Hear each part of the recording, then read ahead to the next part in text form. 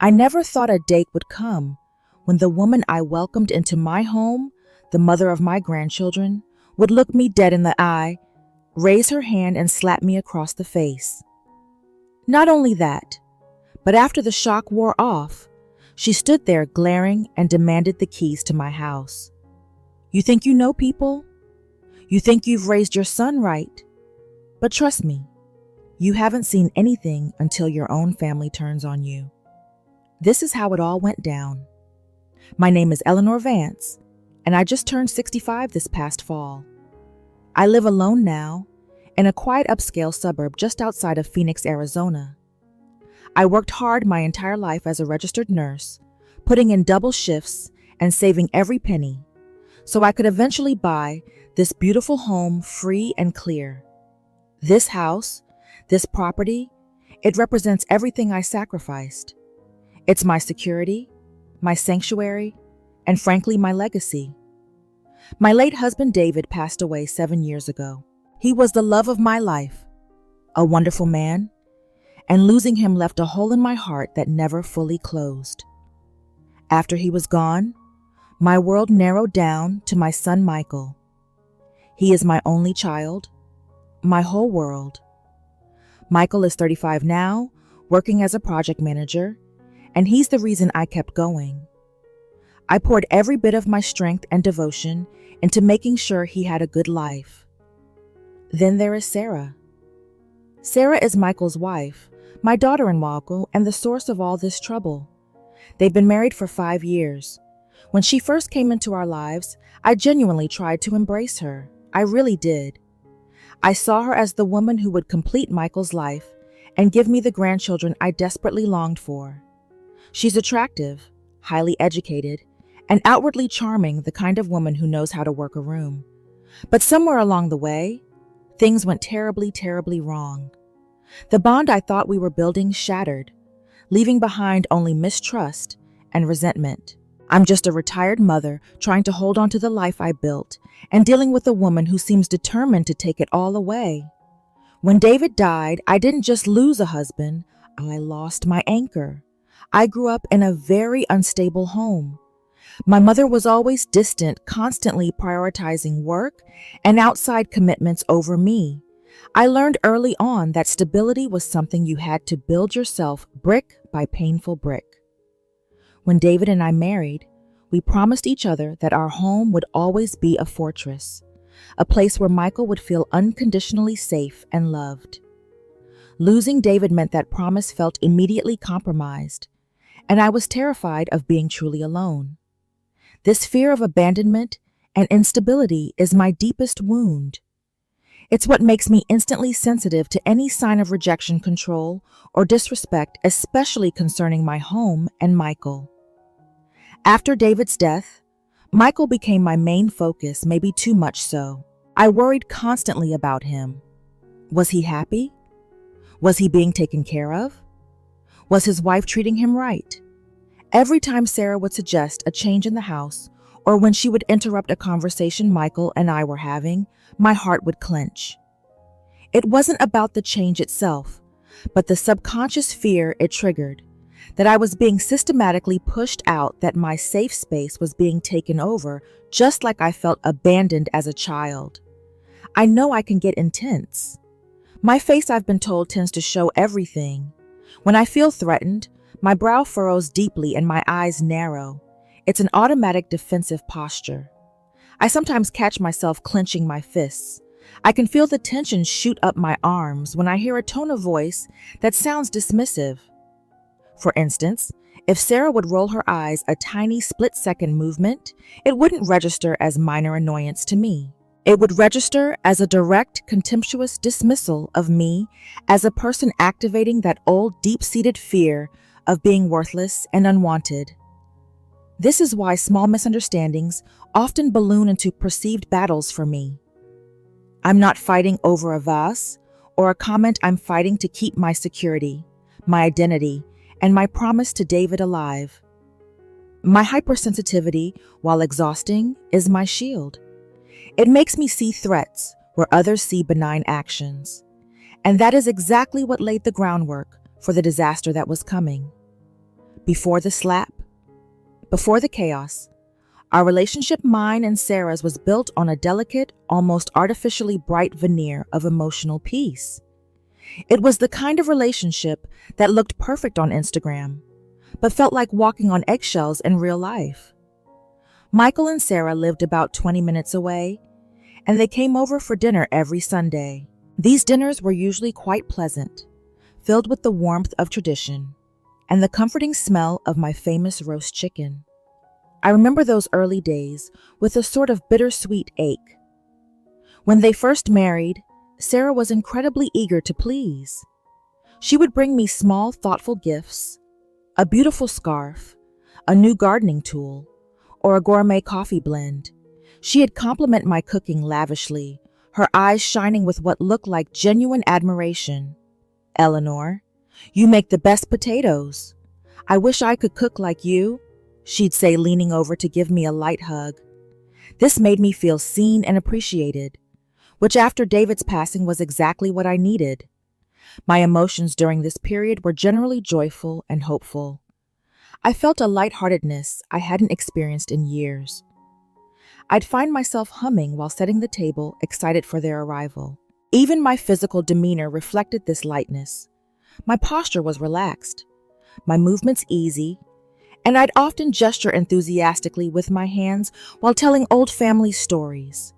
When Sarah and Michael would laugh together, I'd beam a wide, unburdened smile that reached my eyes. I felt happy, truly happy, believing we were forming a real loving family unit. However, beneath the surface, there were subtle cracks. Sarah was always a bit too perfect, a bit too polished. She never truly relaxed. She had meticulously rearranged the napkins I'd just placed, or offer unsolicited advice about the lighting or the wine choice, with a cheerful, "Oh, let me just fix that." That masked a subtle need for control. While I initially brushed it off as her high standards, the feeling of being subtly corrected became a nagging emotional undercurrent. Still, the peace was maintained through conscious effort. We avoided all deep, sensitive topics, focusing instead on surface-level pleasantries, work achievements, and plans for the next holiday. It was a joyful setup, yes, but held together by a fragile sense of avoidance, a calm before the emotional storm that was brewing right under my very nose. The illusion of peace shattered over something ridiculously small, a will. Michael and Sarah had been pushing for me to update my estate planning for months, arguing that they needed clarity about the house. I had initially agreed to list Michael as the primary heir. It was always meant to be his, but I also specified that I retained full, unencumbered residency until my last breath. The conflict truly began the day I presented them with the final signed document. We were in the living room. Michael was reading the document silently, his face neutral. Sarah, however, snatched the second copy immediately. As she scanned the page, her pleasant mask evaporated. Her lips compressed into a hard line, and her eyes, usually bright, went utterly cold. She pointed a sharp finger at the clause guaranteeing my full residency rights. "What is this, Eleanor?" she demanded, her voice cutting through the quiet room like broken glass. I remember the immediate tight knot in my stomach. I misunderstood her tone. I thought she was questioning my judgment, challenging my right to live in my own home. My old fears of being pushed out flared up instantly. I replied calmly, perhaps a little too defensively. "It's exactly what it says, dear. This is my home. I live here until I pass away. It's a standard provision." That was the spark. Sarah's face flushed a deep crimson. Her expression was one of absolute betrayal, and I saw her subtle movements, her right hand tightening on the paper, wrinkling the legal document. To me, this tightening of the hand wasn't just frustration. It was a physical attempt to destroy my autonomy, my control. Standard. Michael and I were planning our future around this house. We were going to start renovating next year. "This clause locks us out, Eleanor. It makes our investment contingent on your timeline." "That's not fair to Michael," she hissed, dropping the dear formality entirely. At this point, Michael started murmuring, trying to mediate, but I barely registered him. My entire focus was on Sarah's escalating hostility. Her whole body language had shifted. She leaned slightly forward, invading my personal space, and the intensity in her eyes was unnerving. They were fixed solely on me, radiating a furious demand for ownership.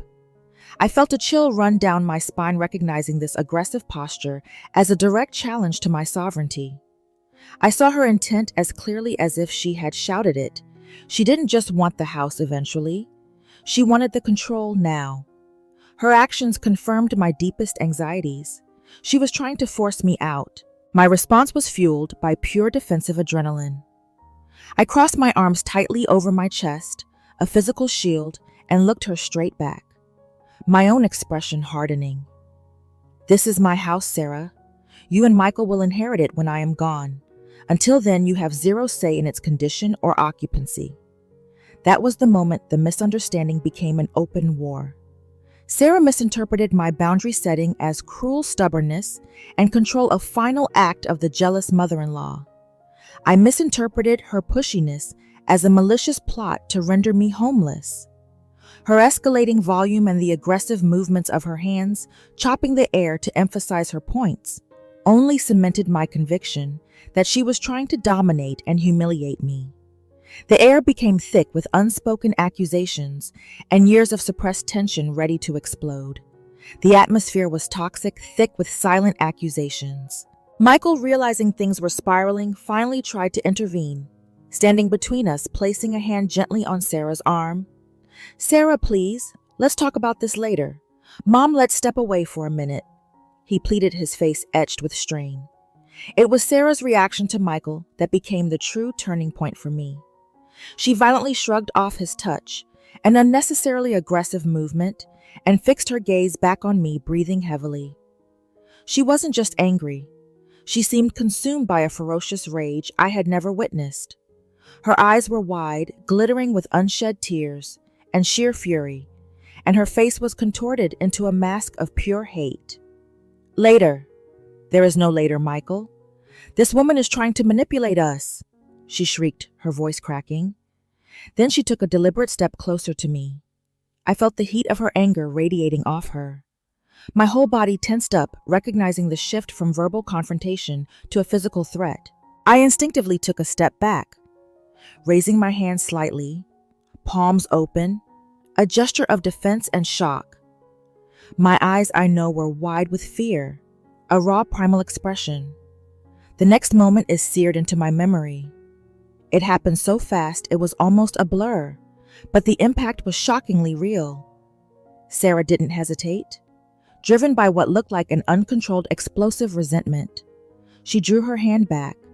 I could see the tension in her shoulder and arm, and then she slapped me. The sound was sickeningly loud in the quiet room. My head snapped violently to the side.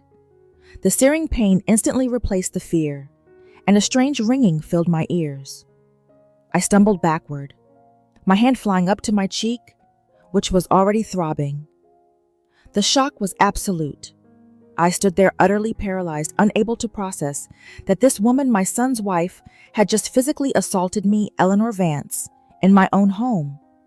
When I looked back at her, the pain was secondary to the devastation. Sarah was still standing there, chest heaving, her eyes blazing not with immediate remorse, but with a terrifying sense of righteousness. She had done it, and she didn't seem sorry. Then she delivered the final blow, the action that solidified my transformation from a hurt mother to a fighter. She pointed a rigid finger at me and demanded, her voice low and dangerously controlled, "Now give me the keys.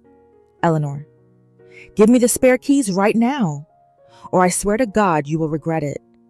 That command, the demand for my house keys after physically striking me, was the moment the switch flipped. The old, scared, abandoned child inside me died instantly. The pain on my cheek was nothing compared to the monumental violation of my safety and dignity. My emotional landscape changed completely. The fear was replaced by an icy, absolute resolve.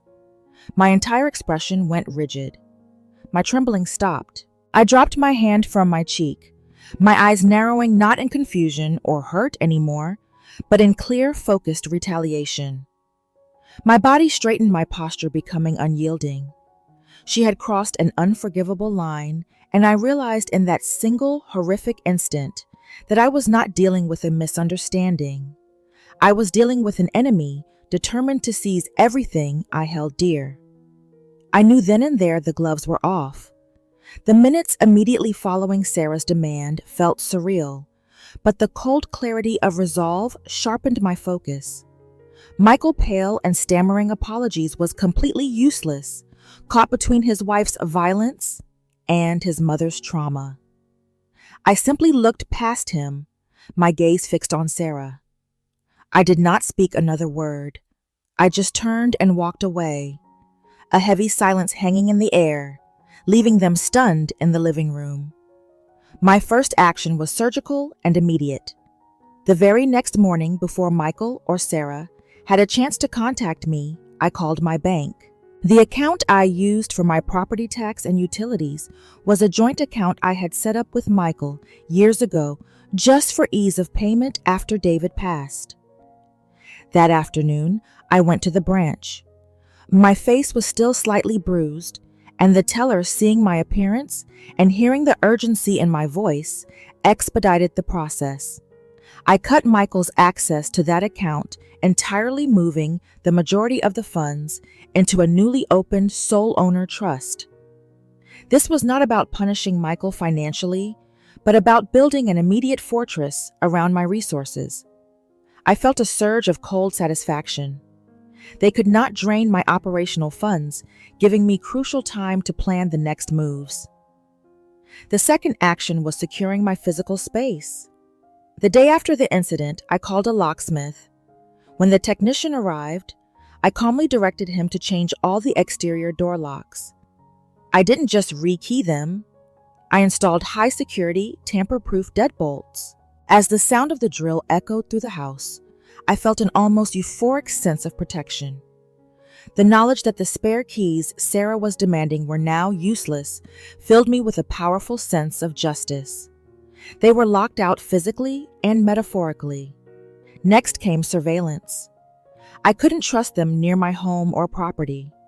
I researched discrete Wi-Fi-enabled security cameras and had them delivered the same day. Following the instructional videos meticulously, I installed a comprehensive camera system covering all exterior entrances, the driveway, and crucially, the main hallway inside the house. I needed evidence. Every time I checked the live feed and saw the quiet, stable image of my protected home, a wave of relaxing, almost giddy relief washed over me. This wasn't paranoia. This was preparation. The crucial next step was legal. I immediately contacted my longtime estate attorney, Mr. Thompson. I didn't mince words. I told him about the assault and the demand for my property. Mr. Thompson, visibly appalled, immediately shifted our focus from estate planning to protection. We spent 3 hours preparing.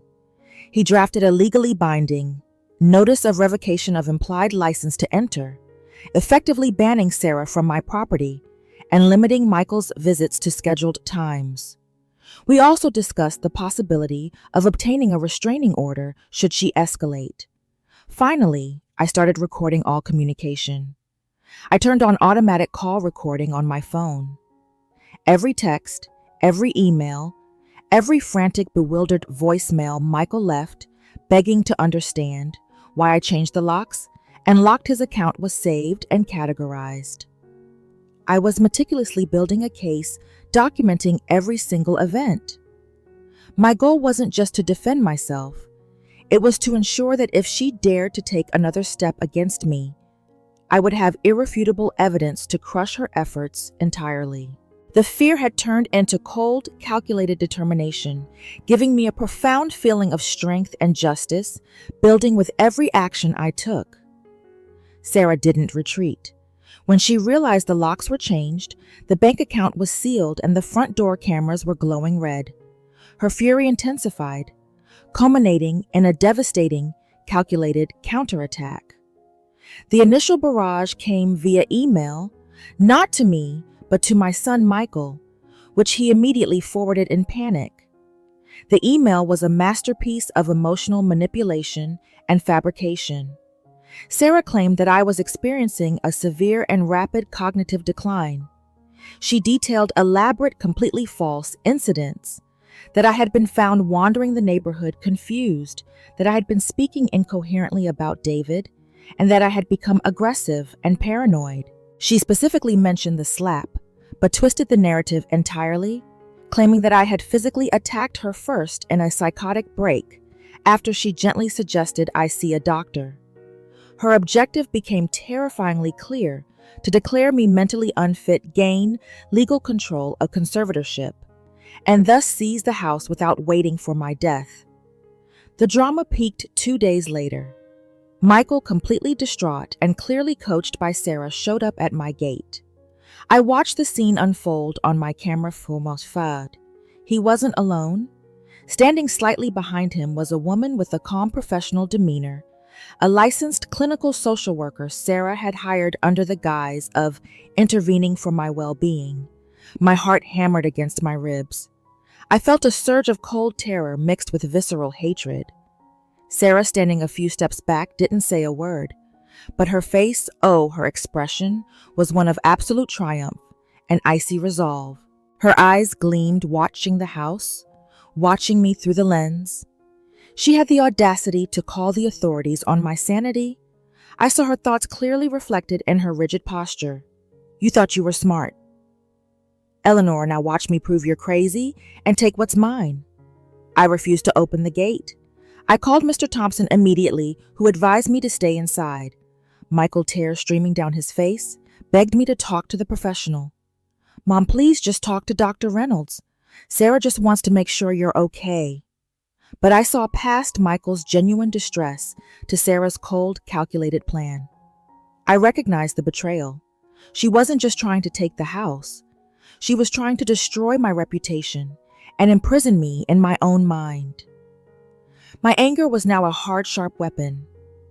My face, caught in the camera's harsh light, must have been a picture of wounded defiance. Lips pressed thin, eyes narrowed to slits. This wasn't justice building.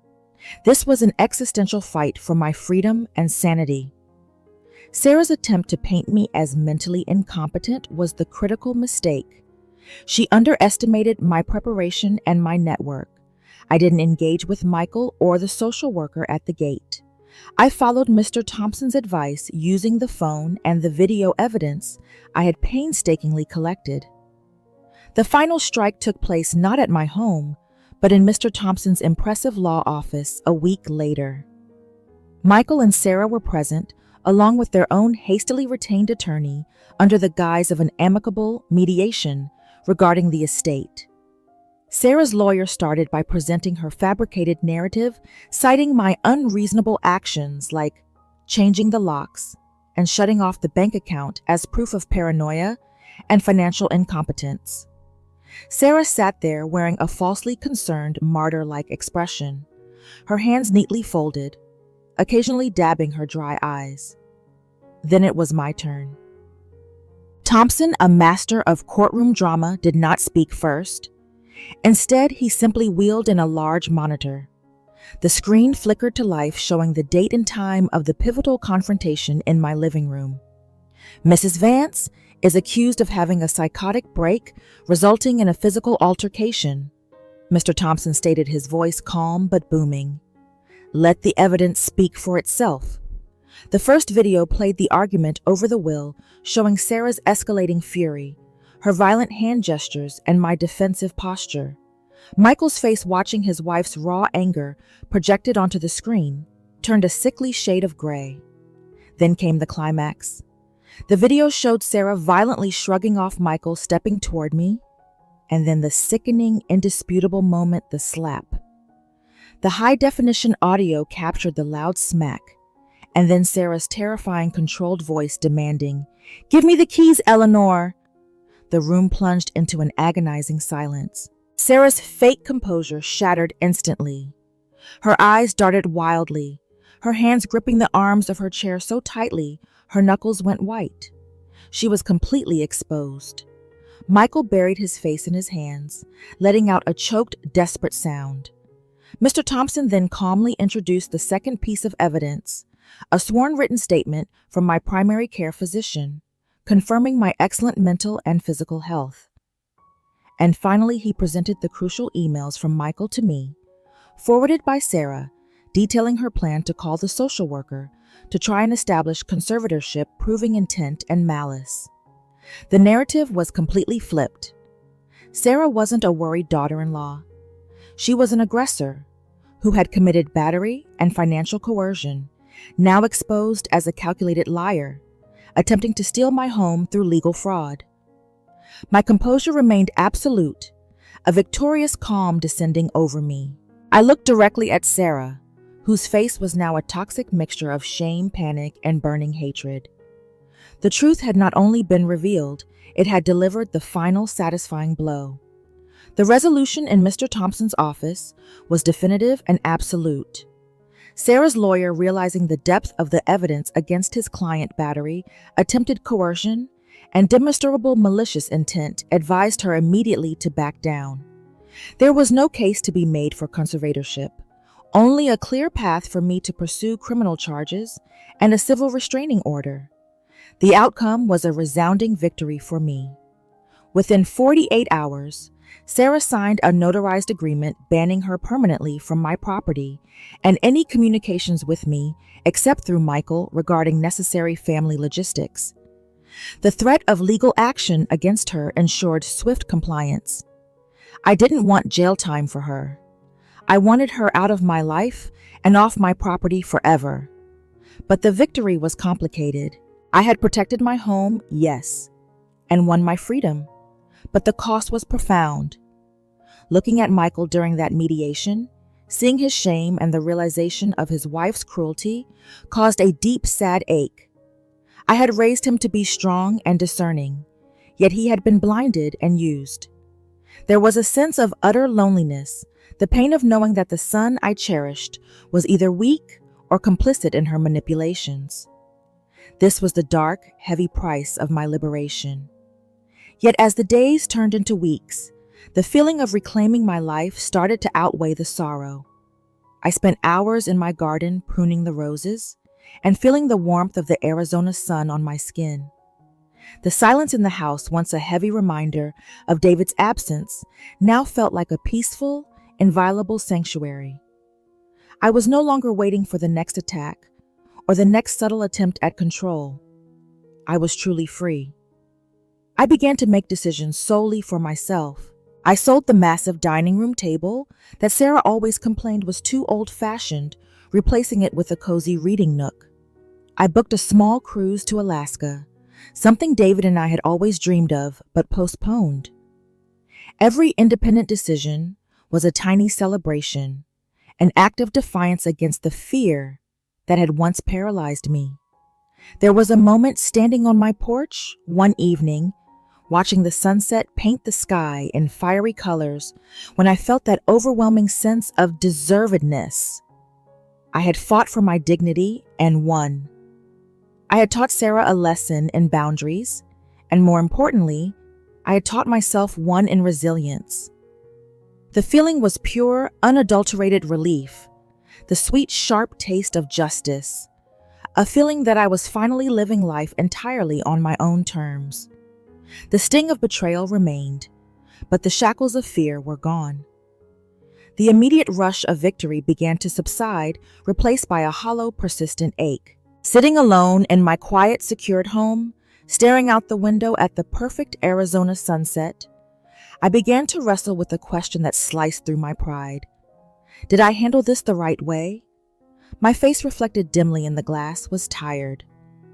My usual defensive frown was gone, replaced by an expression of profound sadness. I ran a trembling hand over my cheek, not where Sarah had struck me, but over the tight muscles near my jaw. My eyes, which had been so sharp and focused during the conflict, were now clouded with doubt. I knew I was right to defend myself. I was right to protect my home from a physical assault and attempted fraud. That much was undeniable. But the methods, the sheer calculated coldness of my response, cutting off Michael's funds, the total banishment of Sarah, The immediate installation of cameras made me feel deeply uncomfortable. I had treated my own son's wife, and by extension, my son, as an enemy combatant, not a misguided member of the family. I would pace my living room, my steps slow and heavy. I'd catch myself wringing my hands together, a nervous habit I hadn't displayed since I was a young nurse facing my first serious code blue. I kept replaying the scene in my mind, not the slap, but the look on Michael's face when he realized I had locked him out. That look of confusion and betrayal was my deepest internal conflict.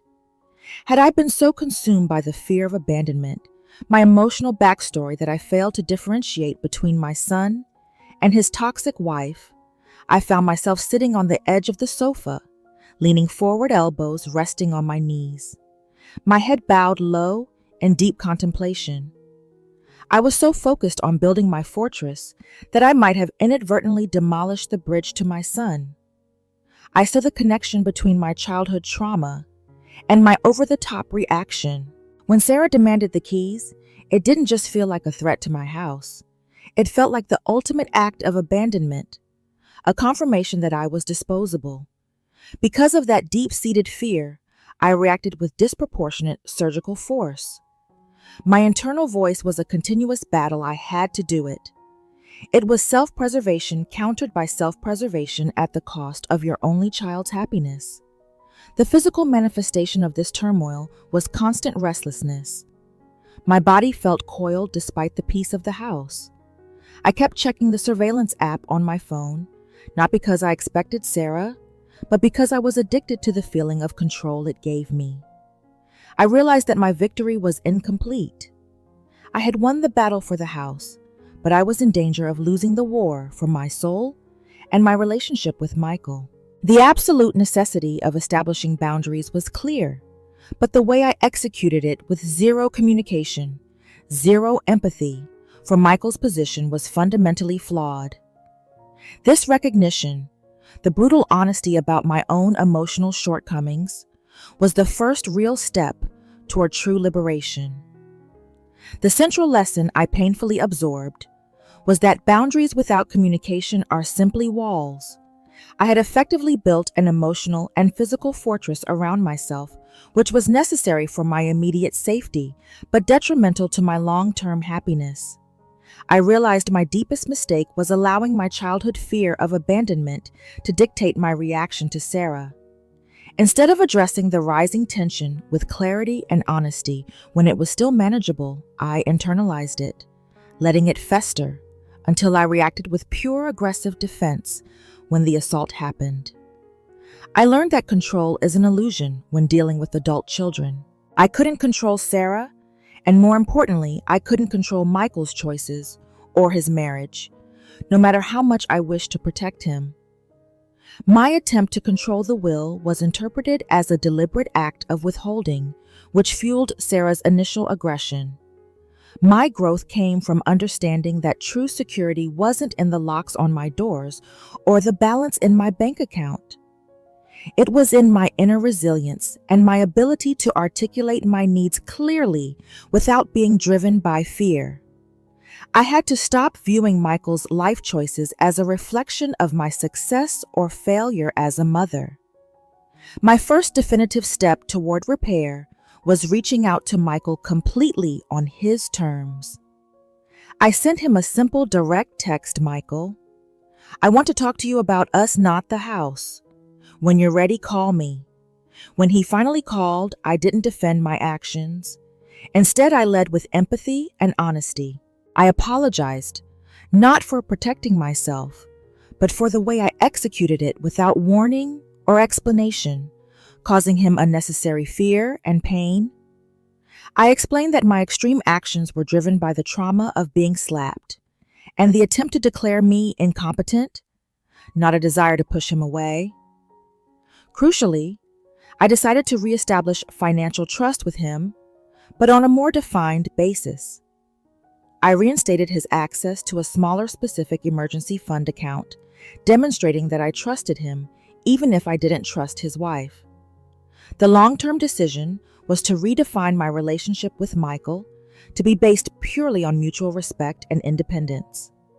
I committed to never discussing Sarah unless he brought her up, and to always host our meetings in neutral public places, initially signaling that our bond was about conversation and connection, not about the contested territory of my home. The boundary with Sarah remained firm and non-negotiable, but the bridge to Michael needed careful, patient reconstruction. The biggest, most painful flaw in my decision-making process was the immediate total severance of financial and emotional connection with Michael. When I cut off his access to the account and changed the locks, my mind categorized him entirely with Sarah, the enemy. I failed to consider the depth of his conflict or the manipulation he was likely enduring from his wife. I treated him as part of the problem instead of a victim caught in the crossfire. My mistake was fueled by a flawed condition, the belief that absolute control was a prerequisite for survival. Because of my deep-seated fear of instability, I felt compelled to take the most extreme, fastest, and least communicative path to security. This rapid, complete shutdown gave Michael no space to process or understand my actions, forcing him into a defensive corner where he felt he had to choose between his wife, who was feeding him a false narrative, and his mother, who had suddenly locked him out. This realization that my need for justice had inadvertently hurt the person I was trying to protect brought me to tears. My commitment now is not just to building boundaries, but to building relational health. That means pausing, taking a deep breath, and always asking, is this decision driven by protection or by panic? I committed to letting Michael lead the terms of our new relationship, accepting that the dynamic of mother and son had been permanently altered by Sarah's actions and my flawed reactive response. I realized that my power wasn't in my wealth or my home, but in my capacity for grace and honest self-reflection. If you take anything away from my story, from the slap, the paranoia, and the subsequent legal battle, let it be this: in family conflicts, especially those involving money power and aging parents, the real battle is rarely about the house. It's always about the things you can't see: empathy, boundaries, and communication. First, let's talk about empathy. For years, Sarah and I lived under the illusion of pleasantness, but neither of us extended genuine empathy to the other. Sarah never once considered the trauma David's death caused me, nor my deep ingrained fear of being alone and losing my stability. I, in turn, failed to see the pressure she might have felt about their financial future, or the subtle ways she was trying to prove herself within our family structure. When the pressure cooker burst, the result was violence and betrayal. If you are struggling with a difficult mother-in-law or daughter-in-law, stop focusing on the surface issue, the dish, the comment, the schedule, and try to identify the underlying core fear that is driving their defensiveness. Is it fear of control? Fear of being replaced? Fear of abandonment? A little effort to see their pain can stop a minor misunderstanding from becoming a devastating war. Second, the absolute necessity of boundaries. I was afraid of appearing difficult, so I allowed subtle boundary violations like Sarah constantly correcting my home choices to slide. This was a fatal flaw. Boundaries are not about keeping people out. They are about teaching people how to treat you. You must establish them early, clearly, and calmly. If I had simply said, "Sarah, I appreciate your advice, but I'm not changing the lighting. This is my choice for my home," the small act of assertion might have diffused the pressure before it reached the boiling point of the will. Boundaries need to be communicated, like property lines, firm, visible, and non-negotiable. When I finally enforced my boundary after the slap, it was explosive because I waited until the only option left was a legal siege. Don't wait for a crisis to define your limits. Finally, and perhaps most critically for the American family structure, communication must be honest, even when it's uncomfortable. Michael and I fell into the trap that many adult children and parents do. We prioritized keeping the peace over telling the truth. Michael never truly articulated his own needs and fears to me, and I certainly never opened up about my vulnerability. When Sarah made her demand, communication failed entirely. My response was entirely reactive, the cold tactical removal of access, which left Michael in the dark, vulnerable to Sarah's fabricated narrative. If you are an adult child, caught between partners and parents, you have the duty to be the honest conduit, to translate intentions, and to force open the uncomfortable conversations. If you are the parent, you must be willing to listen to your child's perspective without immediately resorting to defensiveness or emotional blackmail. My victory was in securing my property, but my ultimate growth was understanding that freedom isn't the absence of conflict. It's the mastery of your own emotional responses to it. Don't let old wounds drive new decisions. Protect your sanctuary, but build bridges, not just walls. Learn to speak your truth, and never ever compromise your personal safety or dignity. So that is the true story of how I defended my home and my sanity from an attack that came from within my own family. It was a harrowing, expensive, and deeply painful journey, but I emerged stronger, wiser, and fundamentally free. My house is secure. My life is my own. And while the relationship with my son is still a work in progress, it is now built on honesty, not fear. I shared this deeply personal and difficult journey with you today because I know many of you watching are struggling with similar silent battles with in-laws, with adult children, or with partners who feel entitled to what you have built. I hope my story empowers you to identify those red flags, to draw your lines in the sand early, and to never hesitate to protect your physical and emotional well-being, even if it means confronting those you love. If my story resonated with you, if you have ever felt that crippling fear of being pushed aside or taken advantage of, please hit that like button. Your support helps me know that sharing these hard truths is worthwhile. Don't forget to subscribe to my channel. I'll be sharing more insights into navigating difficult family dynamics and reclaiming your independence and retirement. And finally, I want to hear from you. Have you ever had to fight to defend your boundaries? What was your turning point? Leave a comment below and share your own experiences and advice. We are a community here, and we can help each other through these storms.